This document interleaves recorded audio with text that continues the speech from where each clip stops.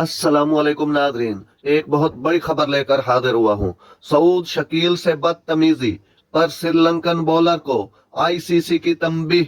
सऊद शकील को आउट करने के बाद श्रीलंकन बॉलर असिथा फर्नांडो ने नामुनासिब अंदाज में सेलिब्रेट किया था।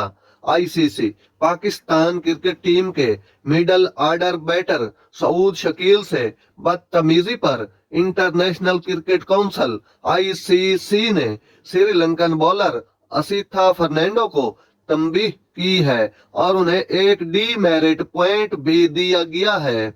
श्रीलंकन फास्ट बॉलर ने अपनी गलती तस्लीम कर ली है और मैच रेफरी ने बॉलर को तंबीह किया है कि वो दोबारा ऐसा करने से बाज रहे। असिथा फर्नांडो के प्रोफाइल पर एक डीमेरिट पॉइंट भी लगा दिया गया।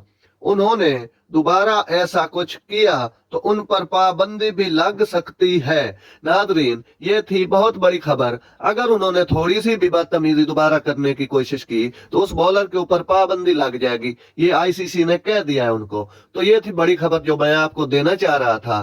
तो नादरीन, मेरा वीडियो देखने का शुक्रिया। अल्लाह हाफिज।